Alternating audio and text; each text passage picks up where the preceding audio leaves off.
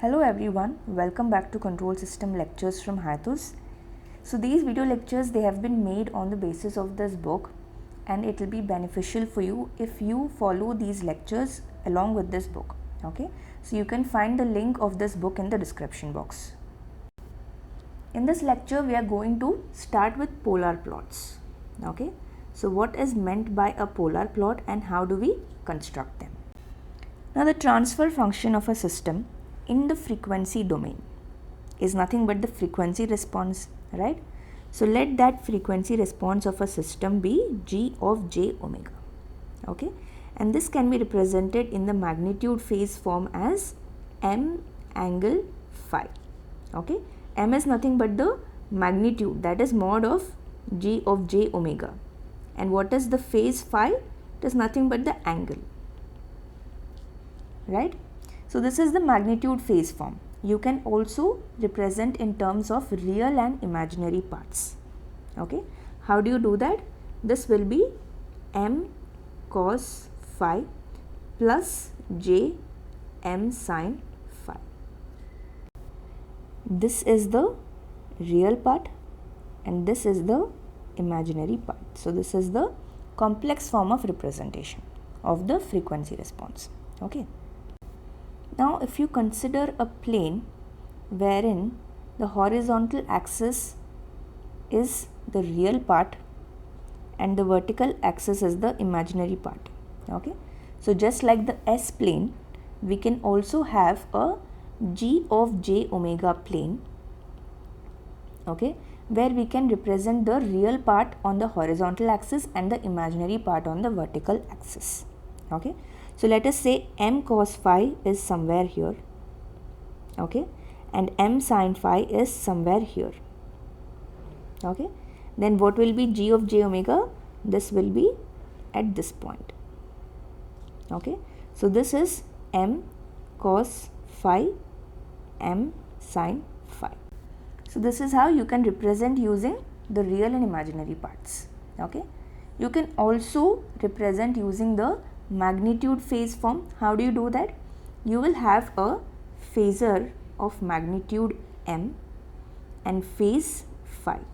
Okay, so you can use either forms to represent on the g of j omega plane. Okay, now one thing that you can notice here is g of j omega is a function of omega. Okay, that is the function of frequency. That means if you change the frequency, if you change omega, then g of j omega will vary, and when g of j omega will vary, the point on the g of j omega representing it will also vary. Okay, so as you vary omega from 0 to infinity, there will be corresponding values of g of j omega. Okay, as the value of g of j omega varies, the phasor, the corresponding phasor will also vary, right? Now the locus of the tip of this phasor, okay, the locus of tip of phasor when omega varies from 0 to infinity, okay, that locus is called as the polar plot. Okay, so this is what is meant by the polar plot. Next we will see how to construct it. In order to understand the construction, we will take help of a example. Okay, so g of j omega is equal to 1 by 1 plus j omega t. Okay, so we are taking a simple example here. So the first step here, it is to find the magnitude and the phase. Okay, so what is the magnitude? M is equal to mod g of j omega. Okay, so if you find the magnitude, you will get 1 by root over 1 plus omega t whole square, right? And what is phi? This is the angle of g of j omega, and this will be equal to minus of tan inverse omega t. Okay, because it is in the denominator, you will have negative sign. Okay, this is step 1. You have found out the magnitude and phase. Now step 2 is to find out the values of m and phi for omega tending to 0 and also for omega tending to infinity. Okay, so for omega tends to 0, you can take the limit omega tends to 0 m is equal to limit omega tends to 0 1 by root over 1 plus omega t whole square. So this you will get as 1. Okay. Similarly, limit omega tends to 0 phi will be limit omega tends to 0 minus tan inverse omega t. So omega is 0 implies that tan inverse omega t is 0. So this will be 0 degrees. Similarly, for omega tends to infinity, you can find limit omega tends to infinity m will be equal to 0. Okay, and limit omega tends to infinity phi will be equal to limit omega tends to infinity minus tan inverse infinity. So this will be minus 90 degrees. So at omega is equal to 0, you have magnitude 1, phase 0, and at omega is equal to infinity, you have magnitude 0 and phase minus 90 degrees. Okay, so this is step 2. Now if you take step 3, here you have to check how the magnitude and phase are varying as omega is varying from 0 to infinity. Okay, so you can make use of this expressions. Okay, so m is equal to 1 by root over 1 plus omega t whole square. Okay, now what will happen when omega is increasing? The denominator will increase. Okay, when denominator is increasing, the entire expression will be reducing. That means magnitude is reducing for increasing frequency. Okay, and similarly the phase value you can observe from this, phi is equal to minus tan inverse omega t. Okay, so as omega is increasing, tan inverse omega t will increase.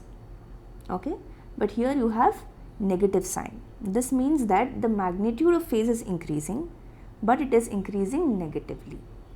Okay, what is a negative phase? It means that it is in the clockwise direction. Okay, so the phase is increasing in magnitude in the clockwise direction. So this is how you will get a general idea of how the polar plot might vary. Finally, in step 4, you can draw the polar plot using the data that you got in steps 2 and 3. Okay, so here we will draw the real and imaginary axis. Right, now here what is the value of magnitude and phase at omega is equal to 0? It is 1 and angle 0 degrees. So 1 angle 0 degrees can be represented like this. Right, so this is the value for omega being equal to 0. Okay, and what is the value for omega equal to infinity? It is magnitude is 0 and angle is minus 90 degrees. Okay, so this means that it will be at the origin. Okay, you can slightly put it below the origin just to represent minus 90 degrees. Okay, so this point will be omega tending to infinity. Okay, and this is the step 2 information. What is the step 3 information? The magnitude is decreasing. Okay, and the phase is increasing in the clockwise sense. Okay, so this is the magnitude 1 initially. Okay, this is the magnitude 1. If you consider this to be point A and this to be point B, the polar plot has to come from A to B in such a way that magnitude is decreasing and the phase is increasing in the clockwise sense. So this you can draw like this. Okay, so you can see that the magnitude is reducing, okay, and the phase is increasing in the clockwise sense. Okay, so this is the direction of the polar plot will be from omega to omega is equal to 0 to omega is equal to infinity. Okay, in the increasing sense of omega. So this is the polar plot for this function 1 by 1 plus j omega t. So what should we do whenever there is a function? First you have to find out the magnitude and the phase. Okay, and then you have to find out what is the value of magnitude and phase for omega tending to 0 and omega tending to infinity, and then you get a general sense of how the polar plot might vary as the omega is increasing from 0 to infinity. Okay, and from these information you can draw the polar plot, you can draw a rough polar plot. Okay, now here we have made use of the magnitude and phase. Okay, another method is to use the real and imaginary parts. Okay, depending on the function you can use either methods. So we will solve one method using this real and imaginary parts also, so that you will get an idea. So we will take the frequency response g of j omega to be 1 plus j omega t.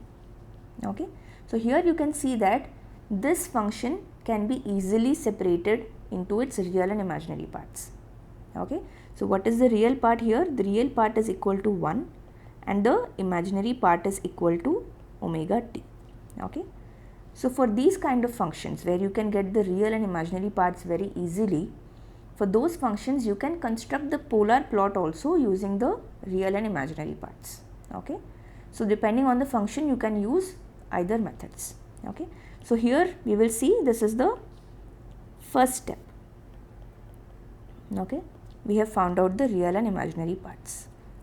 What is the second step? The rest all steps will be similar only.